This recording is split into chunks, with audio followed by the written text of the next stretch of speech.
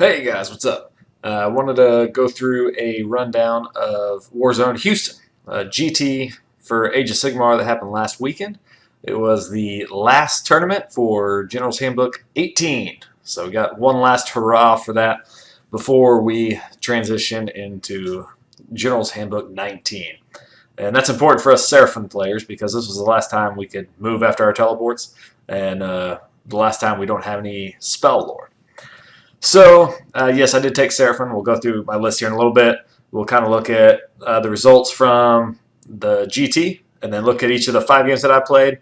Got some pictures from those, and we'll kind of run through what happened in those games, maybe where I could have improved better or done something different. We'll see there. So let's take a look first at my list here. There's my list. I am playing Seraphon from the mortal realm of Olgu.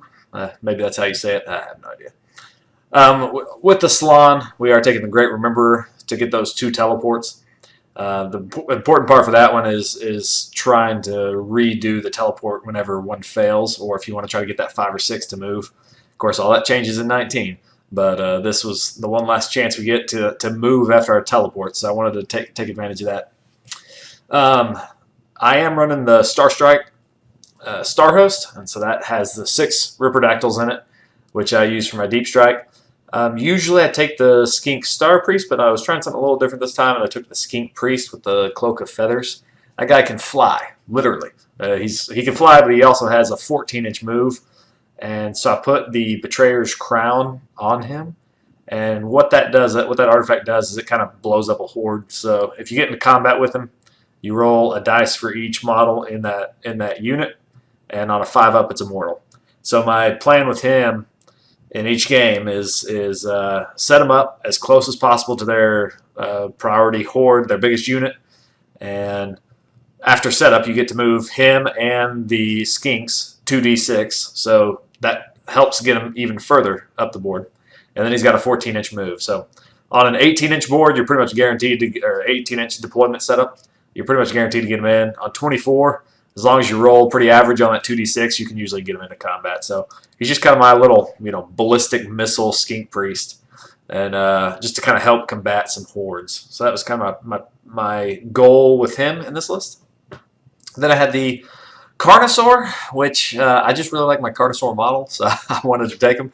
But I didn't know if we were going to have some hero capping objectives in this GT. We had to submit our list before we knew what the battle plans were. So I wanted a little bit more durable, or some damage output in hero if I needed it. And I put Doppleganger Cloak on him. What my plan was going to be in each round is bring in the Rippers, teleport the Carnosaur, get in that little Skink Priest, and so hopefully I can blow up a horde with the Skink Priest, delete some unit with the Rippers, and then still get to attack with the Carnosaur via Doppelganger Cloak. I didn't really end up doing that too much just because of the battle plans. I really didn't teleport the Carnosaur too much, so I feel like the Doppelganger Cloak and the Carnosaur as a whole was kind of a waste. I don't know that I will field him much, even though he's gone down 20 points. He didn't really put out much output, and we'll talk about that later. The times he disappointed me, as a Carnosaur is apt to do.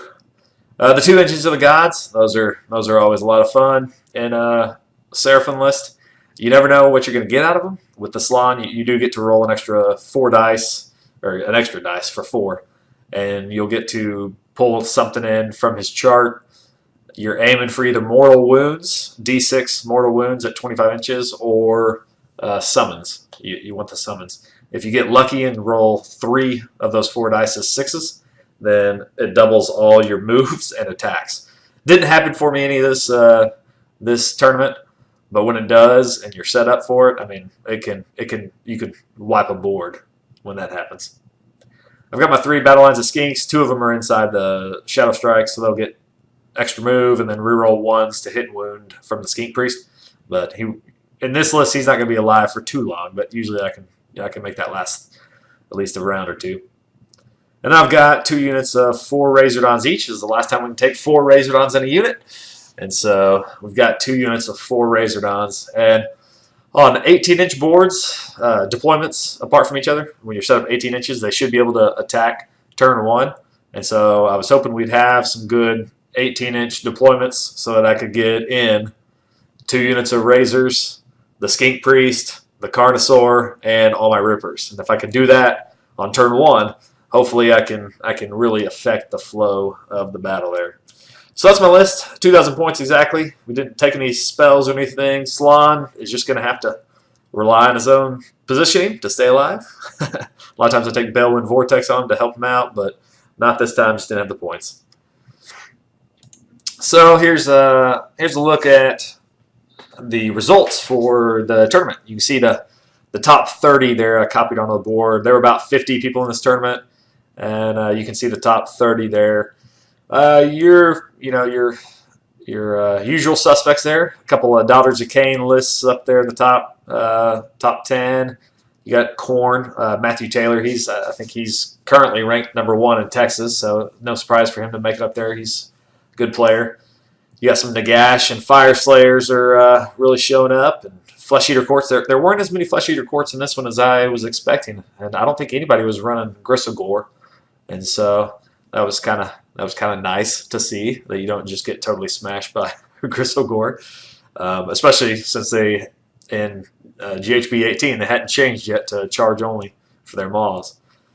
And we got some Gits and a Legion of Grief list showing up. That Gavin came in at 11. He was actually on the top board at the end versus Andrew. They had a really good game, Daughters of Cain versus Legion of Grief, and it came right down to the wire.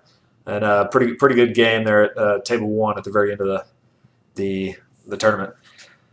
These rankings are post sports and painting and stuff like that, so it kind of raised my ranking up a little bit there. Okay, I got 12th place, so not too bad. Looks like maybe second order army, so I was pretty happy with that.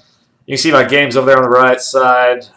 We had 3 wins and 2 losses, and we all played pretty good people. You know, everybody was top 20 by the end of it, but overall had a ton of fun. We had a Stormcast game 1 with Chris and Khorne via Spencer. That was a 3 Bloodthirster list, so that was pretty scary to look at.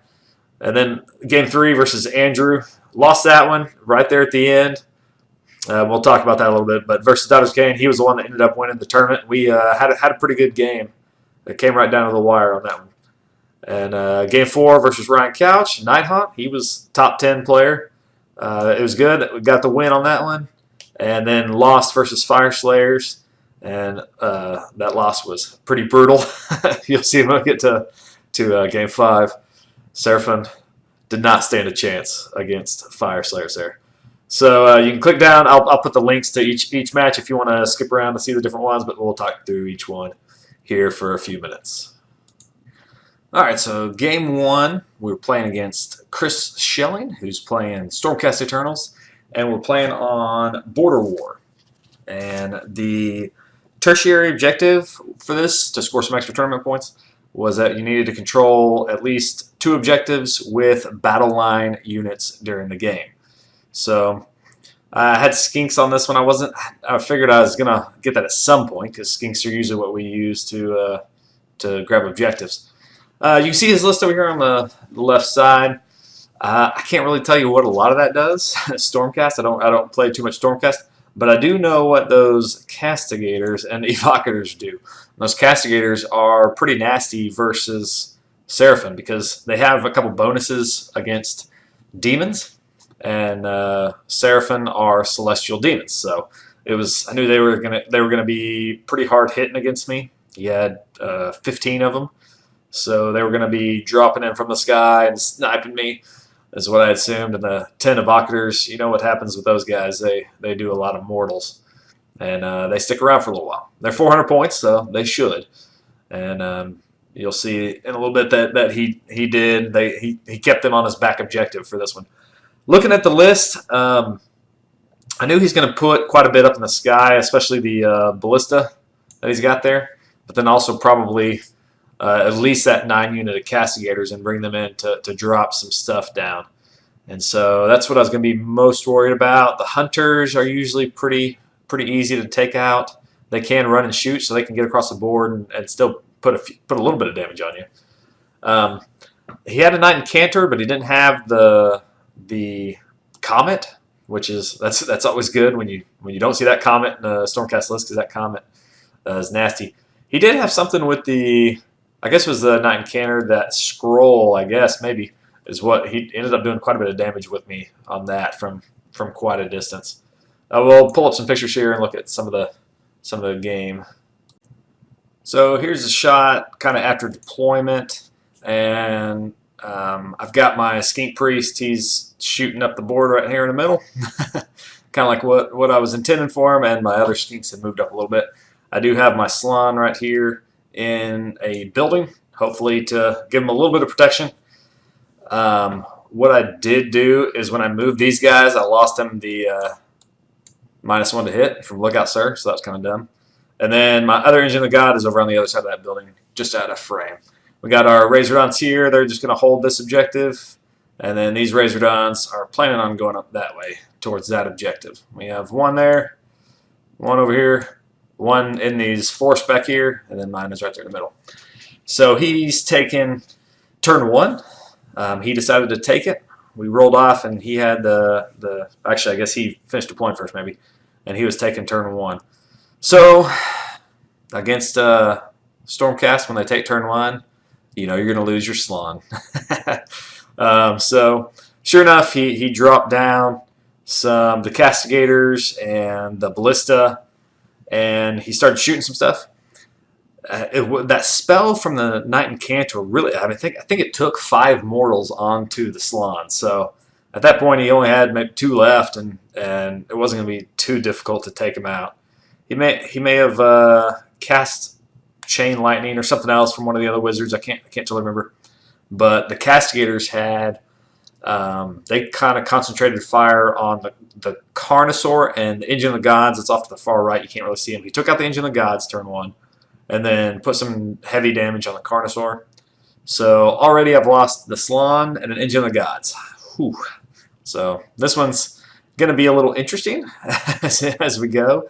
But that was about turn 1. He got some guys up onto the 2 middle objectives.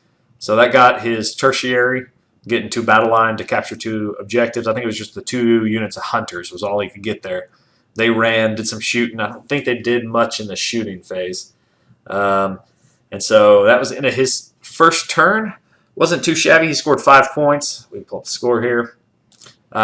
You know, he managed to take off the Slann and the Engine of God, so that's pretty good. You know, if you want to hamper a Seraphon list, kill the Slann turn 1. That will do it.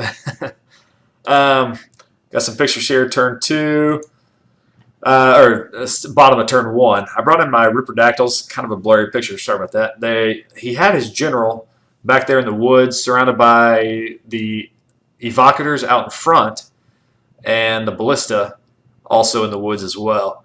But he left me just enough room to bring in the Rippers back there behind him. And so I brought them in, intentionally just trying to kill the general.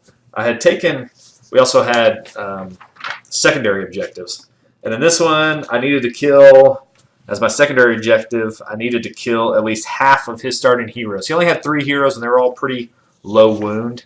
So I was thinking I could get that one here if I could just kill off 2 of them.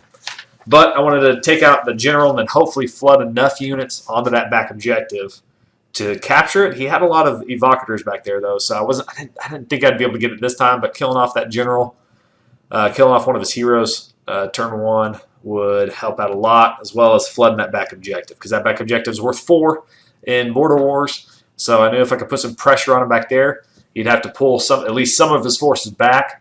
And I was hoping to tie up the Ballista with those Rippers as well, just to keep them firing at them instead of firing at me if he got the next turn. So that was that turn. I think I took some guys up the board. You can see my Razordons there. They moved up into range on that left objective and nearly took out the Hunters. I think the last Hunter may have run away by the time at the end of this one in the Battle Shark phase. And then over on the right objective, I flooded it with some Skinks. I put Skinks over there, got enough bodies in it to capture that one. and put that the Skink Priest. I think I sent him there at the Hunters just to try to put some mortals on him and get an extra body there because I knew I needed the extra bodies there. His Castigators, you can see them over there on the far right side. See if I, oh no, I can't. They were right here. Got too much stuff on the board there now, but so they were pulling over there on the right side, and Skinks were there just to kind of time up. I didn't get to summon anything because since my Slann was gone, and the engine, I think it rolled some mortals, which I may have put into the Hunters that were there grabbing that objective as well. Either that or he had the other mounted, like Lord Aquilor or Lord Arcanum. One of those guys may have been over there on that objective as well. The rest of my stuff, we just kind of kept it the center there. I just kind of bunkered up on my back objective. Didn't know if he could still teleport some of his guys back there. I can't remember which one of those. He may not have the teleporting guy. I don't know. Stormcast, they all look the same. They all look the same to me. But I was pretty confident I was taking both of those objectives and then mine for 5 points. Then we got the roll off and I got the double turn here. So that was pretty big. I was able to clear off the rest of what was there on the middle two objectives. I wasn't able to summon anything else. I think I was able to do some mortals. Let's see what the next picture is. Yeah, we were just able to do some mortals. There's a little bit clearer picture of where we ended after my turn too. The Rippers, the Rippers were able to clear off the Bastilla. Bastilla? Yeah, I don't know. Whatever that's called. The artillery piece in the back. They may have tagged up the Evocators and may have taken one out. I can't remember exactly what they did back there. But the Razordons were able to shoot on the Evocators as well. So I think I did clear a few of the Evocators with the shots and with the Rippers. He still had that pretty big unit of Castigators on the right side. At that point, I'm just trying to avoid them. I know that they're going to come in on his turn. And then his Hunters, he still had some Hunters and some Judicators there in the middle. You can see them right up and above the Razordons. Razordons were able to shoot some of them. But other than that, I was just keeping some guys back, holding it with the Skinks and the Razors, just trying to make him to where he'd have to charge the Razors if he wanted to get any of those. But I was able to score all the objectives and get 9 points. At that point, 9 points, I was fairly confident I could hang on to this one. It was just a matter of keeping his guys from getting to the objectives, and I was hoping the Razordons would be able to do that. We'll see what his turn. Let's see. Oh, he brought in another hero here over on this side, trying to clear off those Skinks. I had 2 units of Skinks there, so that kind of helped. I was able to pin them a little bit, and the Castigators, they shot off some of them, but they weren't able to clear them. The Skinks there, just not. They have real nice rend, and they just don't have a lot of shots, and then melee, they just did nothing. That's not really what they're there for, but they were able to get a few in there. I think I still held it after this turn. Although he got 3 points, so he must have been able to get his own objective back, and then maybe he had enough to score this one by the end of it. We'll see what the next picture was. Oh, yeah, he's bringing back his Evocators to clear off the Rippers. Kind of screen with some Judicators there. And unfortunately, that giant tower is kind of blocking our way. So I think what happened was, we don't have a picture of it. No, we just have a lot of people gone. It looks like he got the double turn from 2 to 3. And I think he tried to get over onto that left objective, and the Razordons just shredded his Evocators. I think they did a ton of damage. They got the 4-up Overwatch when he charged them, and they really did a lot of damage to the Evocators on that one. This must have been after my turn, though, in turn 3, because you can see it looks like I teleported the Carnosaur over to that right side. And he's heavily wounded at this point. He must have been getting shot by the Castigators, because it looks like he's down to just 1 wound left. He's taken 11 wounds there.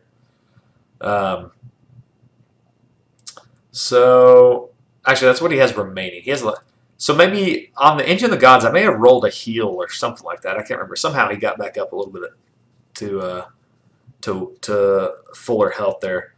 And I pumped him up with some command points, I believe, and sent him into the Castigators on my turn.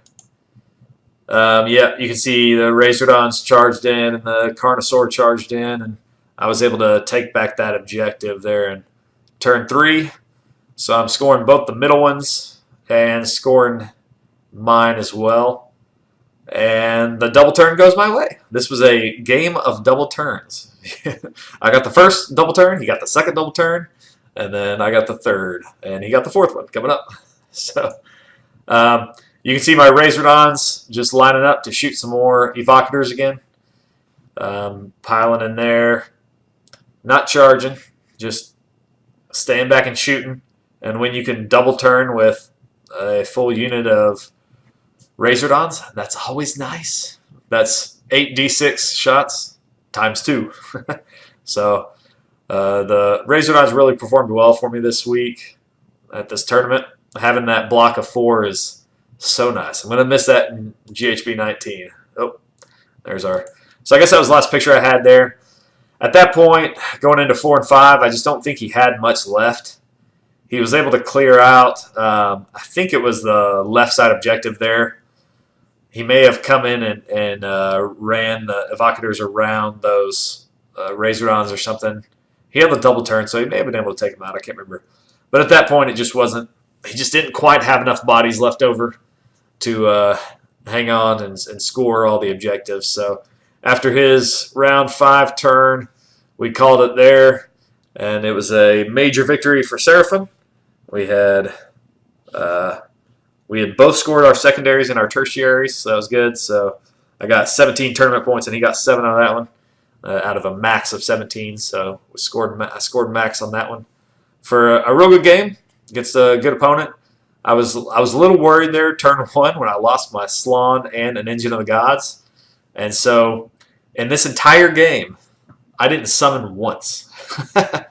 Usually, Seraphon does not get in that situation where they don't summon at all. And if you do, you're usually not winning.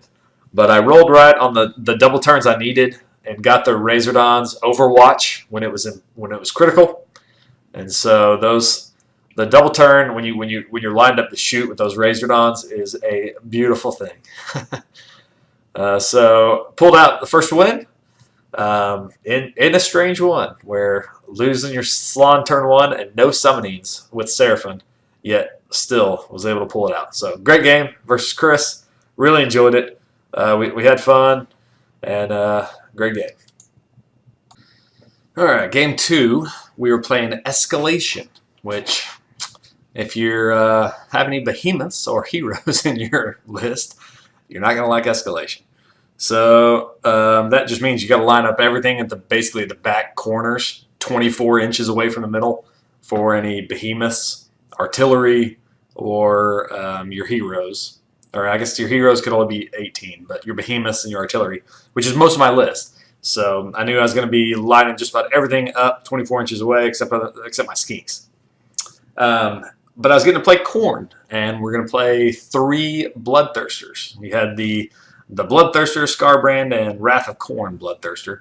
So I knew I needed to stay away from the one that could pile in 6 inches and try to kill the one that could allow everybody to activate first. And then just try to deal with Scarbrand as best I could. Once he gets angry, he's going to do a ton of damage. But if you can screen him out, that's hopefully the plan. Escalation, they've got to, all 3 of those big guys have to stay pretty far away up in the far corner. So I knew that it's going to take him a little bit to get there. Maybe that'd give me enough time to score some points. In Escalation, you don't start scoring until turn 2, though. So he would be up there by turn 2. The tertiary here was slay an enemy wizard. If they don't have a wizard, then just slay any hero. So I knew if I was going to get my tertiary, I was going to probably just be killing one of those Bloodthirsters or Slaughter Priest. Slaughter Priest would be fairly easy to kill, but I'd have to deal with the Bloodthirsters as well. I'd have to bring the Ripperdactyls down onto whichever one I saw an opening on, but not the one that could pile in and attack first. So I was going to try to hit that Bloodthirster first. He didn't have a whole lot of bodies. He did have the Skull Crushers. He had 6 Skull Crushers, so if they charge me, I'd be doing D3 damage each on a roll of a 4-up or 2-up or something like that. It was going to do a lot of damage if he charged me, so I needed to screen them out. The skulls he brought, the Endless Prayer, I guess it's called, not an Endless Spell, an Endless Prayer. It wasn't going to do too much in my list because pre-GHB 19, we don't have spell lore, so Slann's not going to be casting anything. So I wasn't too worried about that. His Blood Reavers and two units of 10, they're going to be there, and the dogs are going to be taking up some space, but I was pretty sure I could clear those as I needed. I was really just worried about the Bloodthirsters. So we'll go to deployment now. Let's see how this one turns out. So here's deployment on escalation. You can see most of my army is here in the back corner of the board. I had to put all my Razordons back here, along with my 2 engines and Carnosaur, and my Slann. Since the tertiary objective for this game type was basically he had to kill my Slann, I didn't see how he was going to do that, just because he didn't have any shooting, and I'm going to keep this guy back pretty far. So it was going to be a really tough one for him for that one. I just had to kill a hero, basically. For the secondary, I ended up choosing Protect the King, which was our secondary objective for keep your general alive and on the battlefield until the end of the game. So this one, I chose for this one just because he didn't have any shooting, and when you don't have shooting, you can usually keep the Slann alive the entire game. So that was my objectives there for those. He took turn 1, just trying to get up the board a little bit. We'll put up the score here. He did take turn 1. He just wanted to get up the board, I think, as quick as he could. There's his deployment. This may have been. I didn't get as many pictures in this game. He had his Skull Crushers there, and he put out the skulls, which was I think it was kind of a bad idea just because it blocked some of his Skull Crushers on his next turn, and the skulls didn't really do anything since I'm not going to be casting. But he may not know that the Slann, who can cast 3 spells, just won't be casting anything. So he put him as far forward as he could. He was still running those his little whatever those guys are called, the priests. He had to run them up from back pretty far, and he's trying to get them up here to this this throne to get the buffs there. His guys here, he took 1 damage from him for something. I can't remember what it was, some prayer or something to help out, and he basically takes these one this way, and then these 2 kind of come in the middle. And this one heading this way, he got pretty far away, and I saw my opening to take out that the Wrath of Khorne, Wrath of Judgment, whatever it was. He left me enough opening on the backside to target that middle one. I didn't want to target this one because I knew he was going to be able to fight first and pile in 6 or whatever that is. But it's kind of hard to screen out Rippers, especially when you don't have a whole lot of bodies. So in my turn, I brought them down. I'm not sure exactly what pictures I've got here. This may be after a turn or 2. But let me clear the. There we go. So we'll have to just kind of draw some screen here. But on my turn, I was able to teleport the Carnosaur. Got him teleported up, and some Razordons. So I got them up to where they could shoot into one of the Bloodthirsters as well. And then I ended up getting a double turn. So that helps with Razordons. When you get a double turn and they're in position, it's amazing. But what he did, Rippers took out one of the Bloodthirsters, and then I think my Carnosaur got into combat over on that top right objective, and they had cleared out 10 of those Blood Reaver guys, his battle line. And then we just put some damage from the engines. We may have, I don't think we summoned anything in with the engines. We may have just put some damage on some of his guys or something. I can't quite remember what they did that turn. They may have summoned in some Skinks because I ended up with a lot of Skinks in this game. But that double turn was awesome because at that point I was able to get all 3 objectives on that one. I had pulled kind of a cheeky move here, and that I was able to get some Skinks, and they may have, on my second turn, I think I teleported them and got the move, and I was able to basically just daisy chain them right up in between here. There was, about an inch from 3 inches to 3 inches here, and I was able to get enough onto that objective to steal it, and that was pretty amazing.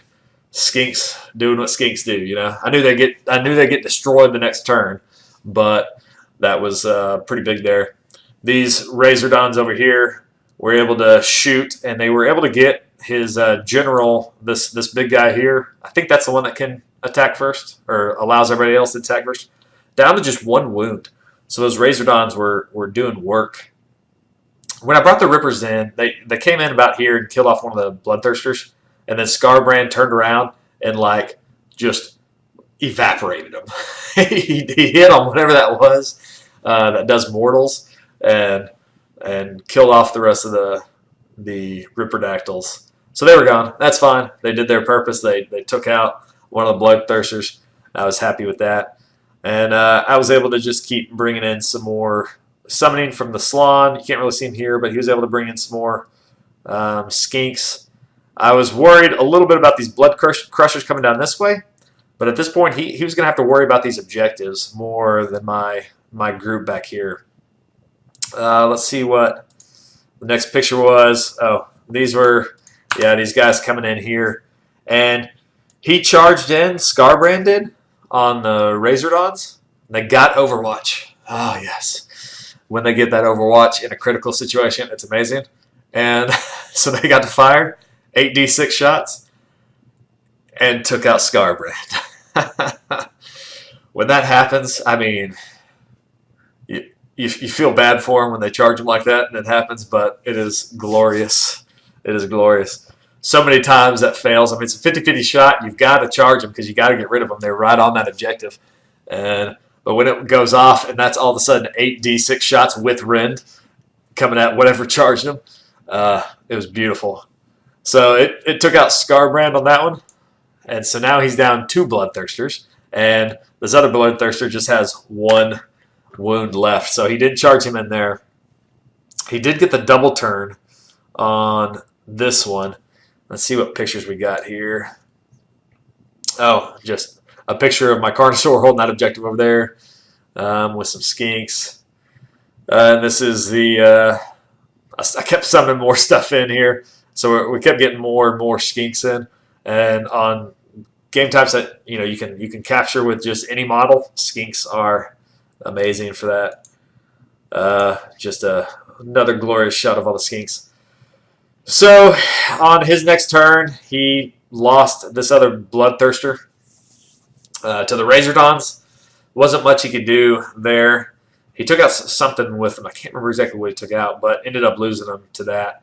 At that point, he had plenty of Blood Tithe points, but I think it was that round 3 turn. He could have summoned in another Bloodthirster and just forgot. And I've done that before too. I think in this game, my turn 2, I just totally forgot to summon, which is I somehow always tend to do that. In game 2 of a tournament, I forget to summon. I don't know why. I guess just getting hyped up at a tournament. But he forgot to summon in his Blood Tithe points, so his round 3 and 4, he basically went over and above what he needed, and so had too many Blood Tithe points. He did summon in another Bloodthirster and got it in somewhere right in here, I believe. But on my turn 4 to 5, when I got that double turn, I got the Razordons on him again, and they took out another Bloodthirster. So that was 4 Bloodthirsters killed in one game. I was pretty proud of my Razordons in this one. They definitely pulled their weight. Sometimes when they miss on those Overwatches, they'll get deleted, but on this game, I hit everything I needed to, and they took out those Bloodthirsters. The same as kind of game 1, when you get a double turn with Razordons in range, it's pretty much going to kill whatever you're targeting. We did have, there was one great thing in this game. His Skull Crushers came over and charged the Carnosaur right here. So he still had 6 Skull Crushers at that point, and they did a ton of damage to him, but they couldn't quite get enough in. Maybe only like 2 guys were able to get in. They got him, I think it was down to 1 health left or something. It was really low. And so he attacks back. I don't even think he killed any of them. He may have killed 1 or something like that. But then you get the Blood Roar. Okay, so that Blood Roar is amazing against elite armies. So he was going to have to roll for Battle Shock, even though he wasn't going to fail it. And if I roll over him, D3 models fail, which D3 Blood Crushers fleeing is awesome. So he rolls his Battle Shock. It's a 1. So I'm thinking, oh man, anything 2 up, and he's going to lose D3 Skull Crushers, which that's a ton of wounds. Basically, that was all he had left on the board, other than some Blood Reavers. So all I had to do was roll a 2 up, and guess what I roll? A 1. No, I mean, I don't think it wasn't going to matter in the game, but it was just kind of one of those things where I want to have D3 Skull Crushers flee, just for fun. But that failed, so that was a pretty epic fail right there, which is fine. We had plenty of wins from our Razordons and stuff. And at this point, he was losing so much and was only able to summon in 1 thing with his Blood Tide points per turn, which, unlike Seraphon, where you're just like, Skink, Skink, Skink, Skink, Skink, Skink, Skinks. And so we were throwing Skinks all over the board on this one and making sure we capped those objectives, just keep bodies on it. And I was able to pull this win off. So 2 wins out of the first 2 games. It was a fun game. Had a lot of fun with Spencer. He was a Cowboys fan down in Houston. So we got to talk some Cowboys after the game. And had a good time. Killed off 3 or 4 Bloodthirsters. So that was a nice achievement. And that was mostly all due to those Razordons and the Ripperdactyls. So far in the tournament, they're doing well. So game 3, I've got paired up against Andrew Carlson. He's the one that would go on to win the tournament. So good player here. And Daughters of Cain. So this is going to be a tough one. Daughters of Cain is never fun. They can put out a ton of damage.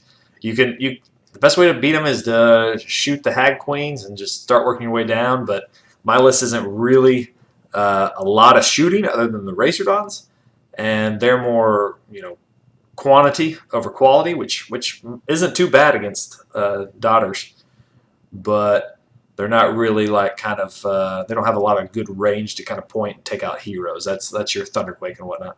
And the game type we're playing is Total Commitment, which means my Shadowstrike isn't going to work.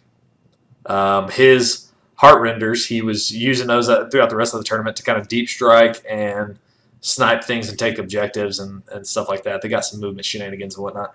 So we were both at, off of our normal strategy here. But he's coming in with a whole bunch of witches, 2 blocks of 30, a block of 10 sisters, and then those 2 units of 5 Heart Renders. He's got Marathi, he's got the Cauldron, got your Hag Queens, kind of your typical stuff there. A lot of drops, so I was able to choose who to go first here. And I took first turn. I wanted to try to put as much pressure on him as I could before he got the Witch Elves 2 buffed up. I was hoping to spend both my teleports on the Ripperdactyls, try to get them into, hopefully get the one that you can teleport and move, get them into 1 unit, send my little ballistic skink at 1 unit, and then maybe get some Razordons in if my teleports were working. So that was the plan. We'll see how Total Commitment goes with Shadowstrike.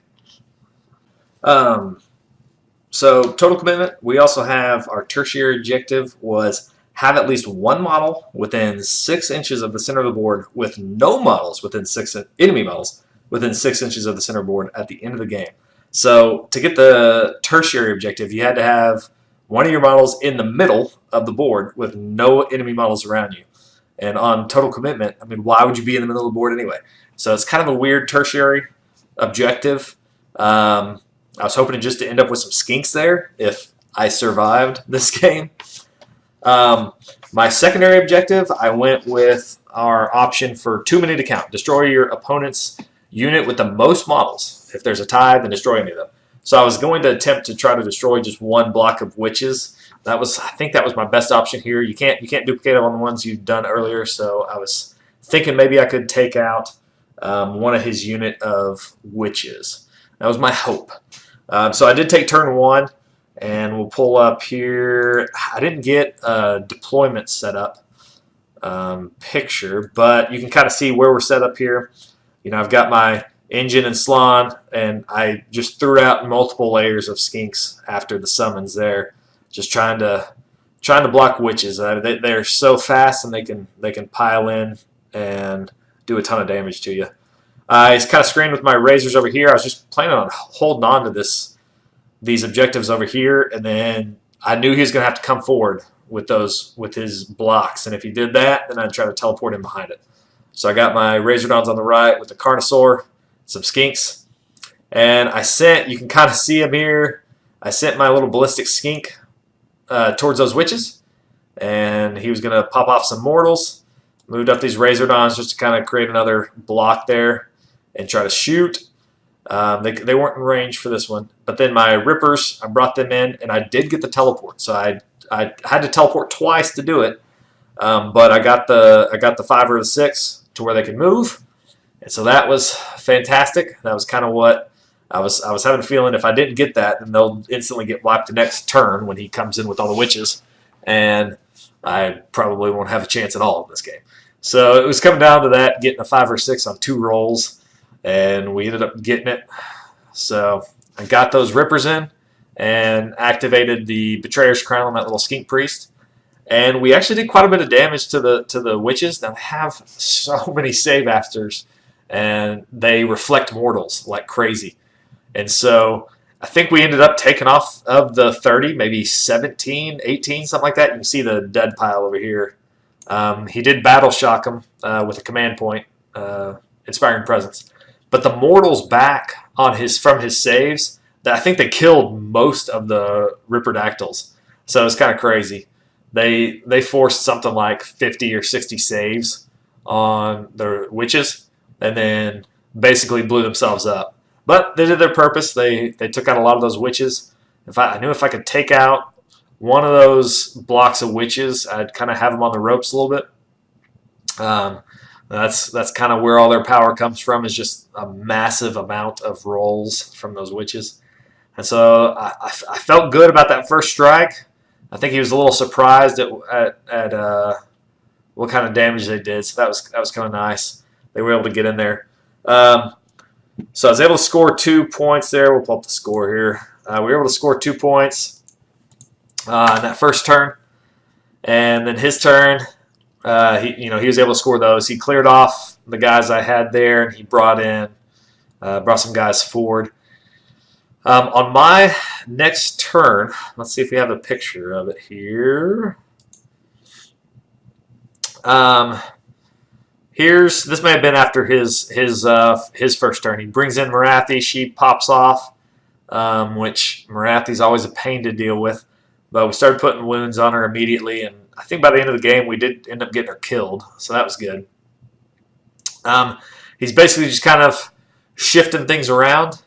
The good part is that I noticed, when as a Seraphon player, you're always thinking, where can I fit my Skinks in? And so when I was looking at what he had left me here, you see a big open space back here on this back side of this objective, and a big open space over on this side of this objective. So if I can get my Skinks in there and just get enough on those objectives to tag them, then I can score those points without ever touching the witches. And so on my next turn, that's what I was eyeing, and I was able to do that. Yes, you can see my my Skinks over here, right here on that left side, and then Skinks over on this right side. I was only able to grab this one because otherwise I would have had to put both of them into combat, and then they just would have gotten wiped. So I brought in this left side unit of Skinks into combat, charged them, and then they're my first activation, so I just weary fightered them. I don't know. Brought them back out of combat with their special ability to right outside of 3, and was able to cap that objective.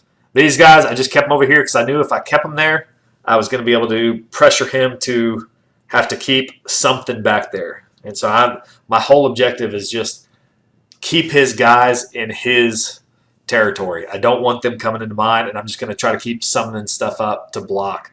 I did bring in some more Ripperdactyls here on a summon from an Engine of the Gods.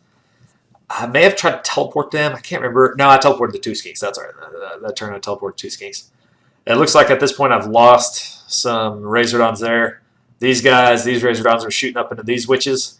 But at this point, the witches are so buffed up. I mean, you're doing a little bit of damage, but not nearly enough. We killed off a couple witches, but not enough to really make a dent. I was hoping to just keep them tied up there. They're going to have to charge those Razordons here in the next turn, hopefully get Overwatch. But most importantly, just keep them on their side of the court. Let's see what our next picture is. So I was able to score 5 that turn. So I was getting up, and on his turn, let's see. I'll have to see what pictures we got here. So he cleared off my Skinks from both sides, and he's pushing in with Marathi. I think she killed off some more Skinks. These shooters here killed off some Skinks. They may have tried to put some wounds on the Razordons, just didn't get it. And basically, he's still bunkering up. He wasn't able to take this objective because I've got my guys still on it. And then it goes. That was his. I guess he got a double turn there, but I don't know what he did with it there. I'm not totally remembering. On my turn. Oh, this is way too far into the game. So on my turn, I guess I don't have a ton of pictures for it. I was able to get back some more points. I think I brought in the Ripperdactyls over into here maybe, and was able to take out that unit there and score that objective. And it was at that point he was about to concede the game. So this is a lesson. If your opponent wants to concede, let them concede. So I was like, are you sure? Do you want to go for your secondaries or something? And at that point, we kind of looked and did the math, and it's like, well, if A, B, C, and D happened, then you still got a chance. The math works out to where you got to play it out. And so I think if we would have done the math anyway, we would have played it out. But he was almost ready to concede, which would have been nice because the game goes for the worst here. So I do score 5 there, and then score 4. So I must have. Not exactly sure what happened there, but on the next couple turns, it's basically just a killing field. He is able to get some units in, and they're just able to take the rest of what my stuff has out. I do summon in a couple more Razordons over here just to try and keep some shooting going and some Overwatch, and I'll eventually pull them up here to try to block this way. This Carnosaur, I had him pumped up on 5 command points. So if you know anything about the Carnosaurs, you can stack their command points, and it gives you an extra 2 attacks. So I put it all into the jaws for each one. So that's an extra 10 jaw attacks. Surely this Carnosaur will do something, right? Right? 10 extra attacks, 5 command points. After I had like 10 witches to kill or something. It wasn't much. I was thinking if I can kill these witches, then the game's over because he's just not going to have enough bodies to compete here. Carnosaur, always a disappointment. He killed 1 witch. I mean, I know they have a ton of saves, but they killed 1 witch. The Carnosaur with 5 command points, 10 extra jaw attacks, 3 damage each, -1 rend. A jaw with -1 rend? Come on, GW. Let's increase that. But 1 witch killed. And I can't remember if they reflected enough back to kill him. or just in the pile back in. I mean, they're going to kill him regardless, but they take him out. And at that point, I still own this objective for my turn, but it's now open and free for business there. So I know that he's going to go capture that one. I had to teleport an Engine of the Gods back here to capture that one. So I was scoring that one here, and then I was going to lose this one on his turn. So on his turn, he was basically able to take everything back. So his Cauldron went up this way and just wiped the Engine of the Gods. The thing did an incredible amount of damage. My Engine of the Gods got to attack first too, but that's just not what it's good for. I was hoping to get him back there and be able to summon in a screen, but he rolled the thing where it's 10 inches, you get D3 mortals on a 4-up, which is like so useless. So I was hoping to get a screen summon in back there to hold on to that objective, but it just wasn't the case. So he was able to come in and just wipe that Engine of the Gods. And then the rest of those witches, they were able to run this way, pile into this Engine of the Gods. These ones came this way, just kind of skirted around. I think they may have killed those Rippers. No, the Rippers headed over this way later. But those, maybe the Sisters, they came down this way and charged into the Razordons, which were moved out further this way. And they failed the Overwatch. So they got blown up. The Engine of the Gods got destroyed. Just so many attacks. So after his turn, he was able to score all but one objective, maybe. And here we gotta look at the battlefield. Oh, this is right before his turn. So the Carnosaur is gone from here, and then he's gonna send some stuff up this way. So his witches are just coming down here, free reign, and then these guys are coming this way. Probably I'm thinking on my turn, if I had charged this engine up this way and hopefully survived, like just tagged him a little bit, then he wouldn't have been able to get this objective. Maybe these guys probably still would have been able to come down here and get enough bodies on. But I think if I had taken that Engine of God up north, up into those witches, it would have been a little bit better. I don't know, because they can easily clear him. Looks like he only had 8 wounds left. So I don't know. I was just hoping one of these units was going to hold on. But they just put out so much damage. So there it is after his charge here. He's coming in. And, oh, there's our scorecard. So, yeah, after his turn, I ended up with just the Ripperdactyls here. And so I couldn't stay here. And I was going to try to just stay there and score the secondary. But he would have wiped him out with these guys or these on his turn and gotten his secondary. So I teleported him up here where the Bloat Toad was, and he had like 1 hero on an objective. And then on my turn, I scored that objective for 3 points. But in the end, it didn't really matter. He had enough to just hold on to the objectives and score 7 points and win by 2. But is what it is. I almost had him conceded, but convinced him to keep playing and beat me. So I was pretty happy with how I played Daughter of Cain here. I mean, Daughter of Cain is so powerful, and Seraphon is definitely not on that tier. But I was able to hang in there, and I think I played it pretty well. I'm not real sure what I could have done differently. I think if maybe the Overwatch had happened on the Razordons down there in the bottom left on that last turn, I might have had a little bit better chance. But that one failed. Overall, I think I did pretty well. We had killed so many of our models here. You had a few witches left in each unit, and then a few sisters left there. So I failed my secondary. I didn't clear any of his witches, despite that massive alpha strike at the beginning. I was never able to clear that one unit, and the Carnosaur, with those 5 command points stacked on him, could not. He only killed 1 witch.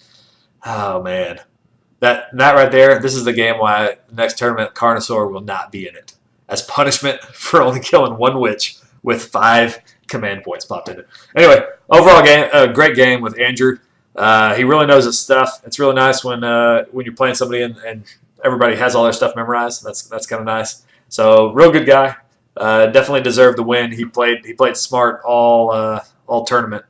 From the games I got to see later on, from him playing on table 1 at the end, and great game. I was happy to only lose by 2 points to Daughters. So that was a moral victory, as they say. All right, game 4, we're playing against Ryan Couch, Nighthaunt player from DFW. I've played against him before. He's playing Nighthaunt, and we're playing on Better Part of Valor. So this is the one where you've got 6 objectives, and you can burn the objectives for a certain number of points. So in GHB 18, you can burn them turn 1. So GHB 19 fixed that to where you can burn them in turn 2, which makes so much more sense. Because this one's a tough one to deal with alpha strikes. If you can alpha strike some unit off their objective and burn it, and then hold on to yours, I mean, you basically win. So that was the plan. He had a big unit of Grimghast Reapers, then a couple of Chain Rasp Hordes and some Spirit Hosts. Excuse me.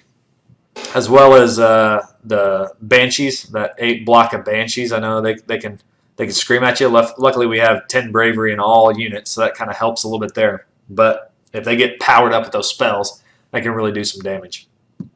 He's got Lady Olander, however you say it, Reichnar, and a couple of guys on mounted horses there. So my strategy here was I was just going to line up my Skink Priest as wherever he puts those Grimghast Reapers in. That's the unit I want to get rid of. And so I'm going to try to strike with Ripperdactyls on them and hopefully put some damage in from that little Skink Priest ballistic missile. So that was the plan going in. The secondary or the tertiary objective was score this objective if half of your total starting models have been wholly within your enemy's territory. So that's not too hard for Seraphon because I'm going to be teleporting in. The Ripperdactyls turn 1, just alpha striking them, and then I'm probably going to be moving Skinks up after setup anyway. So I might have this the tertiary objective before we even start the game because I'll have quite a bit of my units over across the board. For the secondary, I went with I needed to destroy your opponent's most expensive non-hero unit. So that's those Grimghast Reapers. So I was looking at that unit. That's one I want to destroy. That's the one that's going to probably do the most damage and be able to hold up an objective or just take mine. They can fly. They got tons of shenanigans they can do on pylons and charges. So I don't want to see those in my face. So that was the plan here. We'll go to look at some of the deployment and stuff. All right, so here's deployment once we got deployed. You can see I put my 1 engine here, and I put my Slann exactly in range to hit both of them. But I wasn't too worried about the shooting. I knew he could come in a little bit, so I made sure that there wasn't enough room back here to bring in any of his stuff from the grave. And we got our razors here and here. Just hoping to get them up here. He had backed up just enough out of range to where I couldn't get in the 20 inches. They have a 8-inch move and 12-inch shoot, so he had backed up off the line just enough to where I couldn't get the razors in, which was good.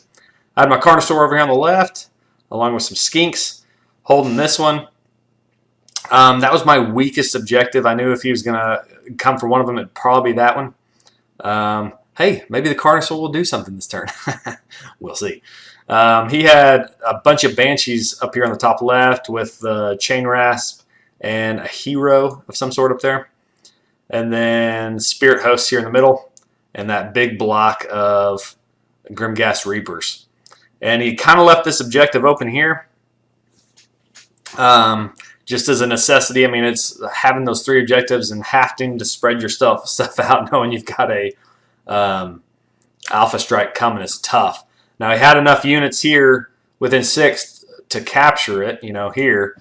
I couldn't just bring some Skinks on over there to capture it. But that was my plan anyway. You can see my little Skink Priest here lined up for a straight shot right up the line to those Grimgas Reapers. They're 18. Well, he was a little bit further than 18, so he's about 20.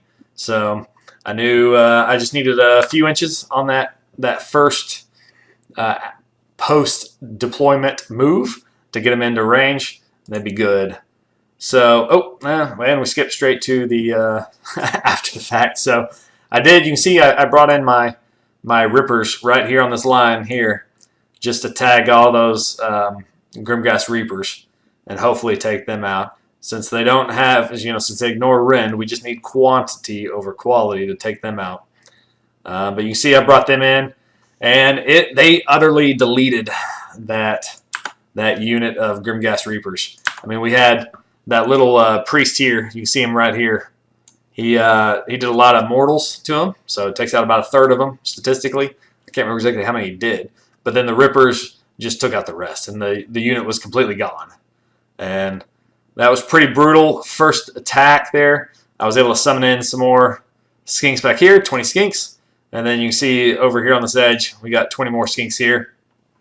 I was already moving this unit of Skinks up there to put just a block, really, just to kind of screen.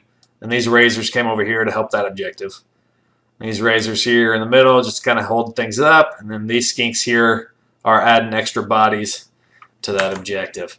So overall, an incredible first turn. I mean, that's kind of what this list was designed for, was to alpha strike hordes with that little Skink Priest and then the Rippers and Razors. If I could have gotten them into range, would have been helpful. I don't know that I teleported anything this turn. I don't think I did. I think I was just keeping stuff the same. I was worried about getting double turned here on this middle if he brought, some bodies down this way, or he still had maybe two units of, or he had one unit of Grimgast. No, Chain Rasp Horde in the realm, so I was a little worried about them coming in. So we'll see what the next picture is here. Oh, so this is after, so his turn. Oh, he was ready to concede after this. We've played before, and he was ready to concede right then and there after I took out the Grimgas Reapers, which is understandable. That's his big unit there. You're supposed to get them tied up with something and just start grinding away, and that's kind of their specialty. And when you just remove that giant unit of bodies, it's a little tough to keep going there. And especially when I'm sitting here just bringing back stuff, and I'm summoning into 40 Skinks a turn. It's a little disheartening. But as I want to do here in this GT, I convinced him to continue. So we'll see if that pays off or not. We can show the score here. So there's going to be our score. It is a win, as I said there at the beginning. But it does get a little scary here because he does get a double turn on me. And so on that double turn, which I was planning for with summoning a bunch of Skinks here, he does get a bunch of bodies over on that left objective. But I think he kind of realized he had to hold on to it to be able to have a chance to win the game. Otherwise, I could just burn him and win. So I did burn his objective there at the top on my turn. And he's got to keep these guys here to hang on to that objective because of these Rippers here. And he's still got some guys up here in this forest. Once he claimed it, he moved off of it just because I think he knew that he had to go for broke here in the double turn. These ladies came down here, and they started attacking the Razordons. Razordons, I think they failed their Overwatch on this one because they got the Banshees up in their face, and basically the rest of the game, the Razordons and the Banshees just kind of had a pillow fight there. Whatever I could destroy, he would just bring back. Of course, we didn't play very long. You can see we only went 2 rounds, but the damage they did was quickly negated by bringing them back and whatnot. He was able to bring in some guys over here on this right-hand side. He brought a hero over there and the unit of Chain Rasp that were in the graveyard. And so he was going to be able to get enough bodies onto it to grab that objective from me. And he brought Lady Olander down here middle to try to do some damage. And then the Spirit Hosts were kind of coming down this way. And this boss guy, he cleared those Skinks. And then he did come down this way and put some pressure on down here. We'll see what the next picture is here. Oh, here's his guys that he had brought in. They were kind of lined up 9 away, and I think they made the charge. I can't remember if they may have not. They may not made the charge this turn, but maybe this is the next turn. But they're going to come in this way basically. I think he failed the charge on the first turn, so he's going to bring him in here through the trees. Get this Carnosaur. Try to tag him up. Actually, I think they stayed out of combat on this next turn just to make sure he scored the objective. Let's get the next pictures are here. Yeah, you can see Lady O coming in here. I've got my Skinks surrounding those engines. So this must have been my next turn, because I think on my next turn I had enough points. I just summoned in a... I think I summoned in some more Razordons because he had cleared my Razordons here. I think I just brought them back, and they were. What's nice about them is they have a 12-inch range, so you can shoot after the spawn. And I was able to do some mortals over here on that boss, and I think I may have gotten mortals from both the engines, and I was just able to kill them just straight up. So that's kind of nice when they do that. These Razors, I can't even remember what they did to these Banshees. I think it was really just a couple of wounds. And that was about it. But at this point, if I could take back this objective over here, we got a close up over here. Oh, I did teleport my. I brought in some Ripperdactyls from one of the engines. I think that's what happened there, and I was able to teleport them and move them, which is always nice when you get that. Teleport them and move them, and I was able to clear out the Grimghast. Or the chain rasp horde that was over there, so they were able to take them out. Oh, we just got some pictures here of the Slann and Lady O having a stare down. Yeah, but the Carnosaur actually did a little bit of damage over here. He was able to I was able to pop a couple command points on him, and he was able to clear off those chain rasp hordes on that left one. And at that point, I could just burn all of mine and win the game, because he wasn't going to be able to score enough points, or I could just burn that one and just hold on. But at that point, it was effectively over, just because of how the points work in this one, when you can burn them. And so at that point, we called the game. It was a good game. That's kind of what my list was built for, was alpha striking hordes. And so I think maybe if he had put that big group of Grimghast Reapers up in the grave, that probably would have helped him a little bit. Probably just didn't know what the list did here and how effective those Ripperdactyls would be.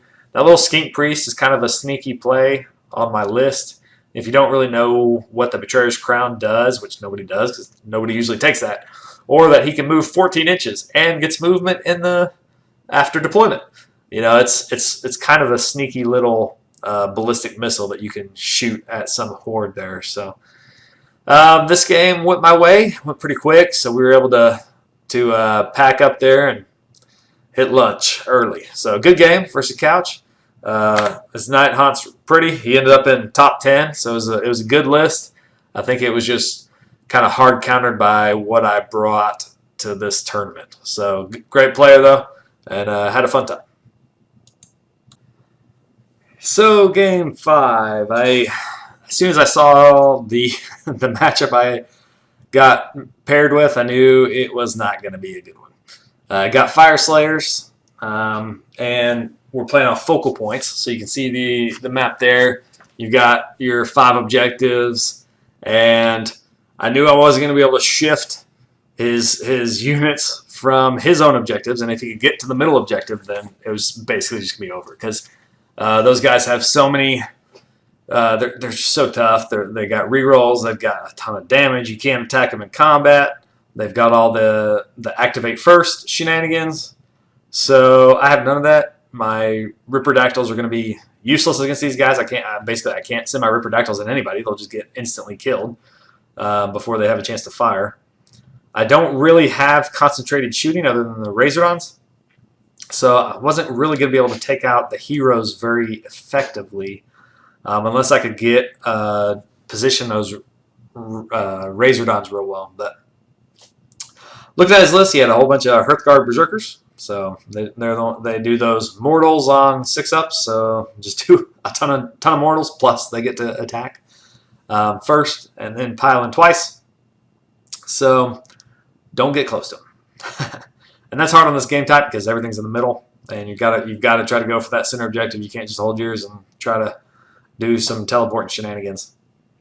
The tertiary was keep excuse me, keep one battle line unit alive while destroying all your opponent's battle line unit. And this doesn't count summoning. So I knew against this list, there's no way I'm going to kill all 3 of those Hearthguard Berserkers. It's just I don't have that kind of damage unless I can get. No, I don't even know. I mean, maybe Razordons on a double turn and then Overwatch going off when he charges, maybe. But they have so many good saves, and then they don't take Battle Shock, basically. If you're around an objective or a hero, he's not going to take Battle Shock, so that's not going to happen.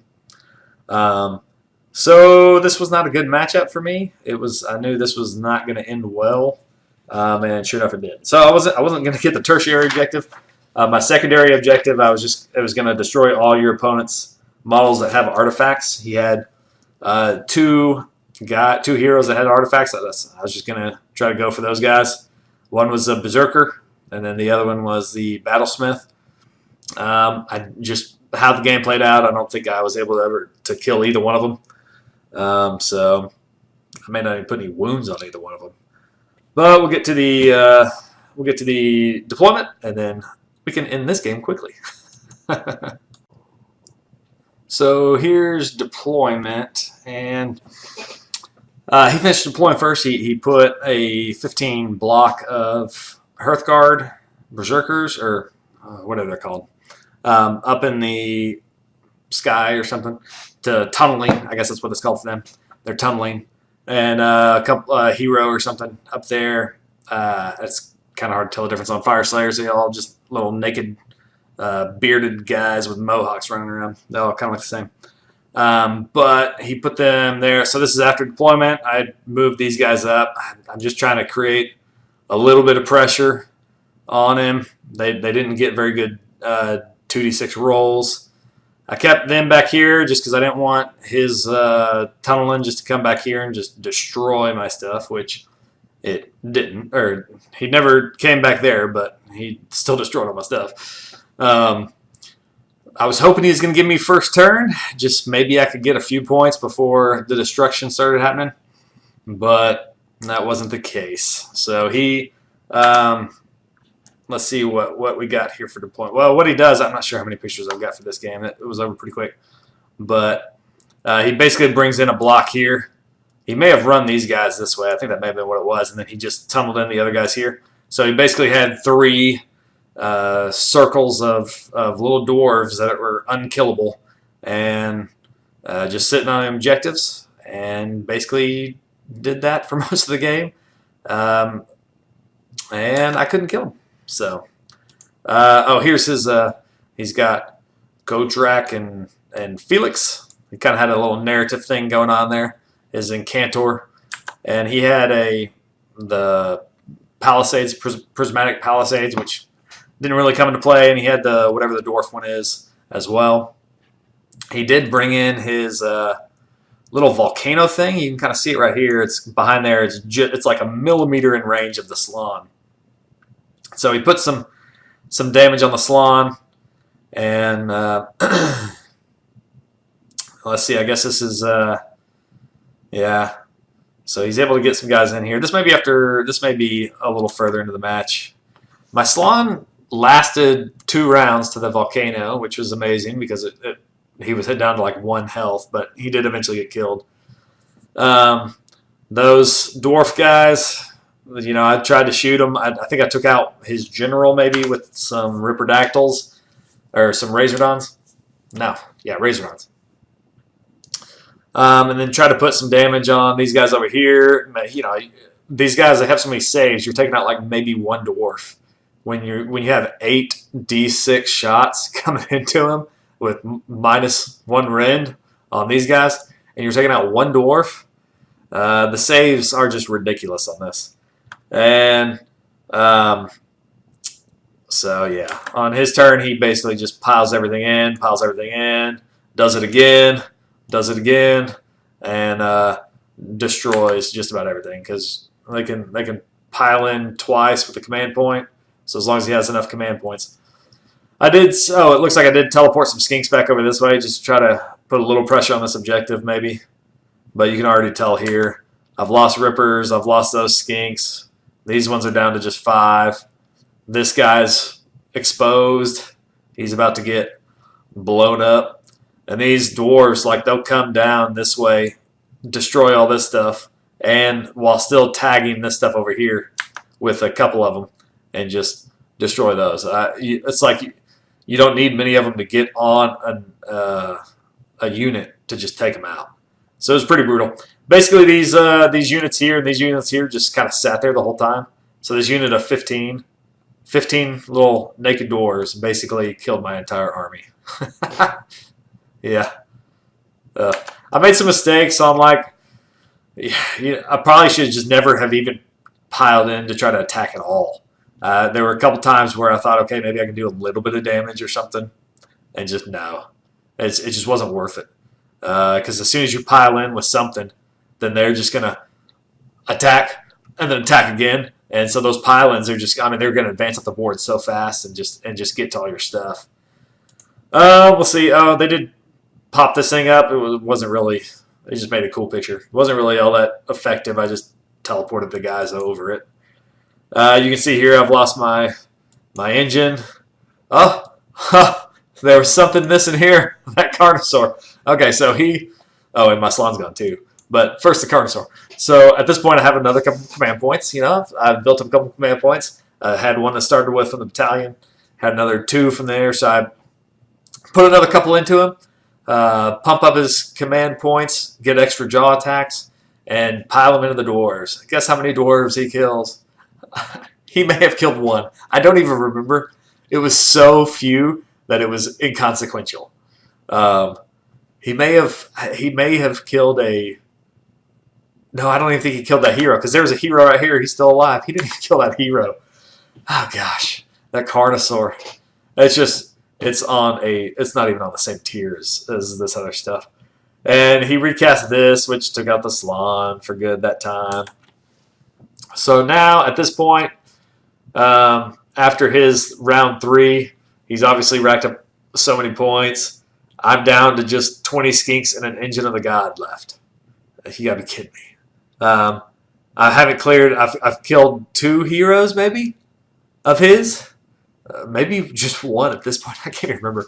But I couldn't even clear 15 dwarves with all that shooting. It's just the saves are just unbelievable. And then the damage they do is back. It's just insane. This was. I think this was just a hard counter to my list. I couldn't bring the Rippers down anywhere. I brought them in, I think, eventually back here. I don't know if I have a picture of it. I may have just stopped. No, I just stopped taking a picture of it. So I brought them in back there. This may have happened before this point. Just to kill 1 hero, but it was 6 Rippers, and he still had enough dwarves back there to capture the objective. So I killed a hero. Yay! But then on his turn, he just piled in a couple of these dwarves and then just wiped the Ripperdactyls away. So you can't get in combat with these guys because they'll just utterly destroy you because I don't have any of the activation stuff. And so I don't have, this list doesn't quite have strong enough shooting to deal with these dwarves. I mean, that's ridiculous thinking that you have, 16 D6 shots from the Razordons, and yet I couldn't clear 15 dwarves. So I'm not real sure how to deal with this Fyreslayers list with my current list that I was running. GHB 19 may change that. Some spells. We'll throw some spells around at him maybe. But that's a tough list to take out. Unless you've got real strong shooting to take out the heroes, but even still, you've still got to deal with the dwarves.